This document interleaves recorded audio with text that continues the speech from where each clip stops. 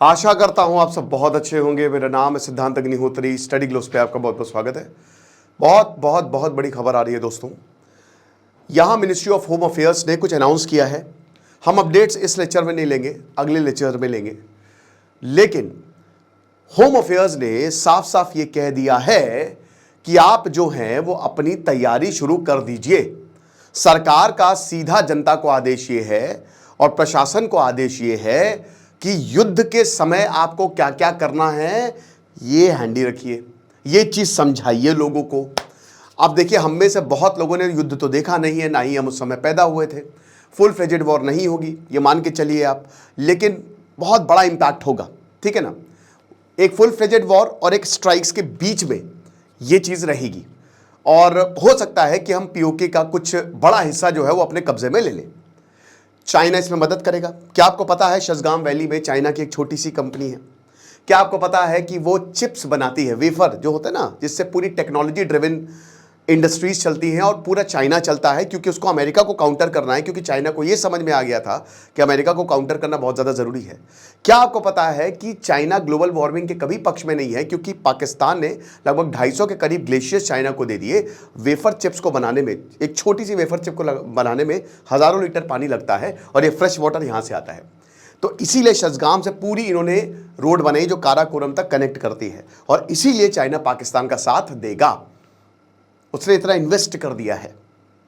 लेकिन भारत भी बढ़िया खेल खेल रहा है, उसकी हम कभी बाद में बात करेंगे। लेकिन फिलहाल मिनिस्ट्री ऑफ होम अफेयर्स का ये कहना है कि ये 5 कंपोनेंट्स पर हम सबको ध्यान देना है। भारत में 780 डिस्ट्रिक्ट हैं, 244 डिस्ट्रिक्ट, 244 डिस्ट्रिक्ट्स में ये मॉक ड्रिल्स करनी है आपको। ये सरकार का आदेश है और ये कल से शुरू हो जाएगी। ये वेडनेसडे से 7 मई से शुरू हो जाएगी। पाकिस्तान के डिफेंस मिनिस्टर ने बोला है कि किसी भी वक्त भारत हमला कर सकता है ना। तो ये होगा और आपको क्या करना है, चैनल को सब्सक्राइब करना है ताकि आपको अपडेट्स मिलती रहे। तो 1 सेकंड लगेगा, फटाक से चैनल को सब्सक्राइब कर दीजिए। तो अब क्या है कि इसमें कौन कौन से स्टेट्स आते हैं? इसमें आता है आपका नॉर्दर्न स्टेट्स, ठीक है ना। इसमें आता है आपका जो बॉर्डर एरियाज हैं, बेसिकली राजस्थान, मतलब वेस्ट एरिया, वेस्टर्न स्टेट्स और यूनियन टेरिटरी। तो बेसिकली यहाँ पे राजस्थान आता है, हरियाणा आता है, जम्मू कश्मीर आता है और आपका पंजाब का रीजन आता है। तो यहाँ के जो डिस्ट्रिक्ट हैं उनको हाई अलर्ट पे रखा गया है, उनको मॉक ड्रिल्स कंडक्ट करने को बोला गया है ना। दूसरी चीज ये है दोस्तों कि बहुत लोग वॉर कह रहे हैं। देखा आपको खलबली मची अंदर से। तो देखिए, हम डेवलपमेंट के पाथ पे चल रहे हैं, बट आप ये समझिए कि वॉर किसी के हक में नहीं है।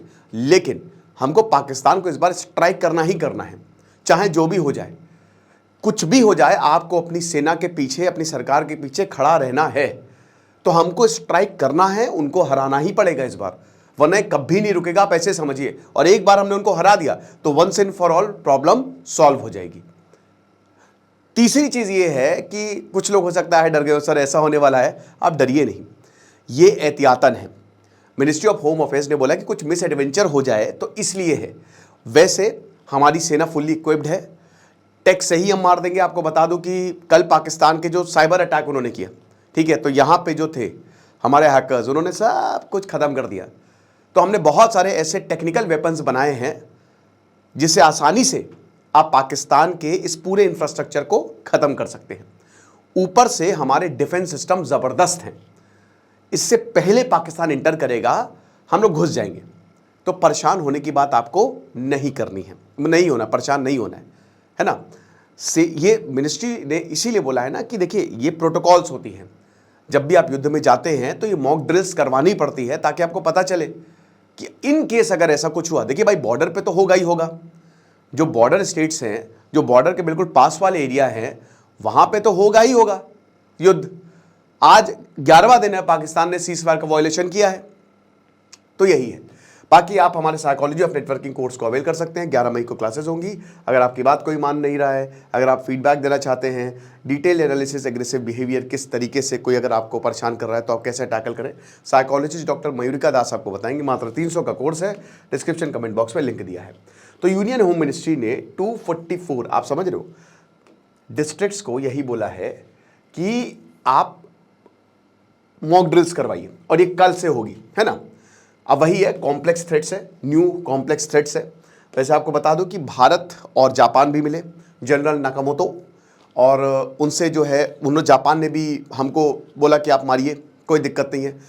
व्लादिमीर पुतिन ने फ़ोन किया, ये पाकिस्तान रशिया के पैर पकड़ रहा था, और व्लादिमीर पुतिन ने पीएम मोदी को फ़ोन किया और बोला कि हम बिल्कुल साथ हैं, आप मारिए, हम साथ हैं, आतंक को ख़त्म करिए। तो पूरी दुनिया साथ ही है। तो एक तरीके से डिप्लोमेटिक आइसोलेशन यहाँ पे पाकिस्तान का साफ साफ दिख रहा है। साथ ही साथ यूनाइटेड नेशन में आज मीटिंग है, आज पाकिस्तान और भारत को लेकर मीटिंग है, और देखते हैं क्या होता है उसमें भी। तो अब क्या है, यहाँ कौन कौन इसमें इन्वॉल्व है, तो जाहिर सी बात है लोकल गवर्नमेंट इन्वॉल्व होगी, डिस्ट्रिक्ट की, है ना। हमारे यहाँ वैसे भी 3 टियर सिस्टम है।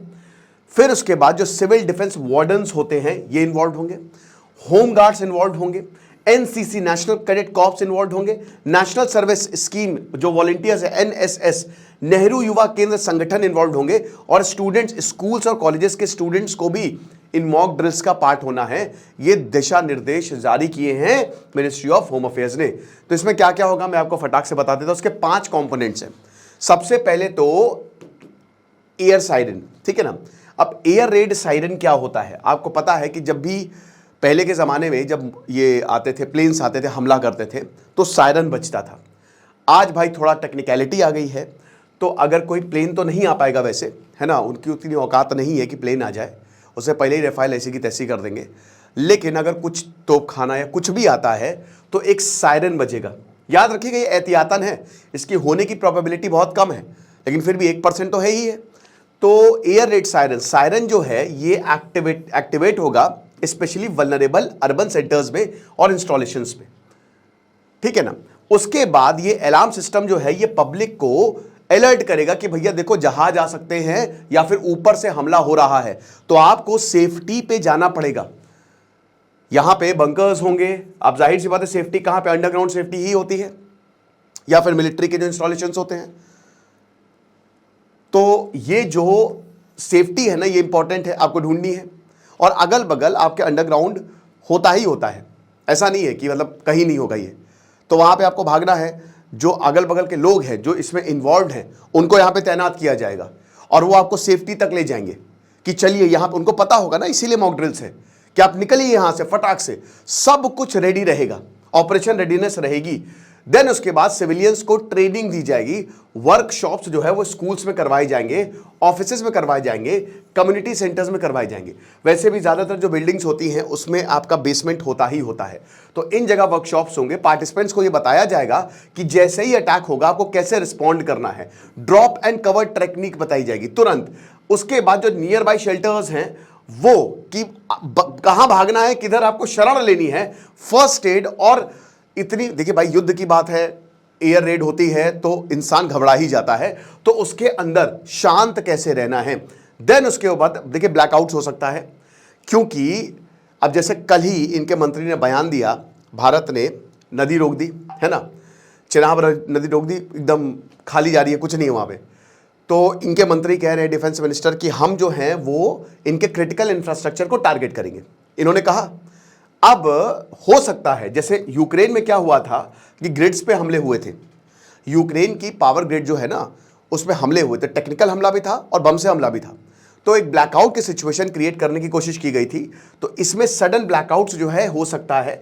अब इसमें जितनी भी विजिबल लाइट्स हैं वो खत्म, तो इसमें आपकी टॉर्च बहुत ज़्यादा काम आती है, और टॉर्च मेरे ख्याल में सभी के पास होगी, तो इसीलिए कि आप डिटेक्ट ना हो सके, क्योंकि नाइट टाइम स्ट्राइक भी हो सकती है, रात में भी एयर स्ट्राइक्स हो सकती है। अब ये लास्ट 1971 बांग्लादेश लिबरेशन वॉर में हुआ था।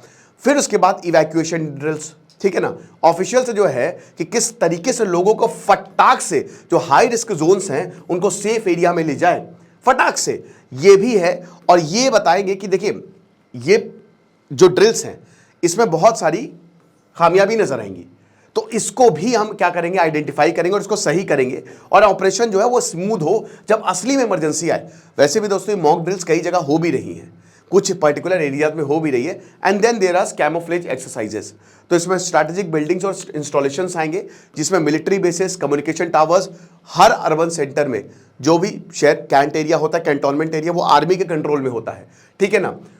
तो so they will take charge. तो कम्युनिकेशन टावर, पावर प्लांट्स, इसमें सब कुछ कैमोफ्लेजिंग की इनको ऐसे बनाया जाएगा, इस तरीके से कवर किया जाएगा कि इन पे हमला ही नहीं हो पाए, तो डिटेक्ट ही नहीं हो पाएगा सैटेलाइट या एरियल सर्वेलेंस से चाइना ने मदद की है पाकिस्तान को, चाइना ने अपना सैटेलाइट सिस्टम पाकिस्तान को दिया है, ये मान के चलिए, ठीक है। हर तरीके से चाइना मदद करेगा। लेकिन अगर हम बात करते हैं आर्मी की या एयरफोर्स की, तो कल ही मैंने बताया कि रिपोर्ट में बोला गया कि 4 दिन तक, सिर्फ और सिर्फ 4 दिन के अंदर अंदर 4 दिन तक पाकिस्तान वॉर लड़ सकता है। इनकी जो ऑर्डिनेंस फैक्ट्री है वो बर्बाद है, सारी सबकी छुट्टियां कैंसिल कर दी है कि तुरंत आओ, काम पे लगो, कोई छुट्टी नहीं मिलने वाली। इनकी जो ऑर्डिनेंस फैक्ट्री है, इन्होंने बॉर्डर के पास एक ऑर्डिनेंस फैक्ट्री लगाई है, बट वो भी बेकार है। इन्होंने बहुत करोड़ों रुपए के जो है ना, जो इनके 155 mm आर्टिलरी शेल्स थे जो बोफोर्स में लगते हैं, वो यूक्रेन को दे दिए पैसे के चक्कर में और अमेरिका के प्रेशर में। तो इनका असलहा बारूदी खाली है और आसिम मुनीर बंकर में है, कहाँ है पता नहीं, बस वो बयान दे रहे हैं, सामने नहीं आ रहे, बस बयान आ रहे हैं, पता नहीं कहाँ से बयान आ रहे हैं। तो एक तरीके से ये पाकिस्तान बुरी तरीके से बहुत डरा हुआ है और हर देश जा रहा है, वो सबसे बात कर रहा है कि आप कुछ भी करके टेंशन्स को ईज करिए, ओके। और राजनाथ सिंह ने भी बोला है कि मिलेगा इनको, बिल्कुल। अभी जो डिफेंस सेक्रेटरी हैं हमको, हमारे पीएम मोदी ने उनसे भी मुलाकात की है, अपडेट्स ली है। तो ये सब जो है यही बता रहा है कि देखिए स्ट्राइक तो होगी, बिल्कुल होगी, है ना। और ये इनएविटेबल है। इन्हीं के, अगर पाकिस्तान के मंत्री की बात करें तो एमिनेंट है, स्ट्राइक करेगा ही करेगा भारत। कब करेगा ये सही, और मेरे ख्याल में बहुत अच्छी टेक्निक भी है भारत की, वेट एंड वॉच, कि भाई कर लो तुम, क्योंकि देखिए आर्मी को लगाने में बहुत पैसा लगता है ना, बहुत अच्छा खासा पाकिस्तान का पैसा जा रहा होगा। कौन कौन इसमें इन्वॉल्व होगा, तो डिस्ट्रिक्ट अथॉरिटीज ये कोऑर्डिनेशन देखेंगी, सिविल डिफेंस वार्डन और होम गार्ड्स ये ग्राउंड लेवल ऑपरेशन करेंगे। ग्राउंड लेवल पे कौन तैनात रहेंगे, होम गार्ड्स और सिविल डिफेंस, ये सब अभी हो जाएगा। स्टूडेंट्स, एनएसएस, एनवाईकेएस, एनसीसी और जो भी पार्टिसिपेंट्स हैं, एक्शन टेकन रिपोर्ट इनको एक सबमिट करनी पड़ेगी। तो अभी इसमें लगेगा टाइम, ठीक है ना, मतलब ये पूरा कोऑर्डिनेशन में हमला होने से पहले इन सबको तैनात कर दिया जाएगा। और जो बॉर्डर एरियाज हैं वहां पे ये नॉर्थ और वेस्टर्न स्टेट्स हैं, नॉर्दर्न और वेस्टर्न स्टेट्स, वहां पे ये इमरजेंसी ड्रिल्स को किया जाएगा।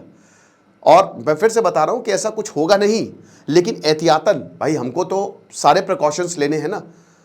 कुछ हो गया, एक भी प्लेन मान लो आ गया, मान लो, तो इसीलिए भारत सरकार ने यह निर्देश दिया है कि थोड़ा सा ध्यान दीजिए।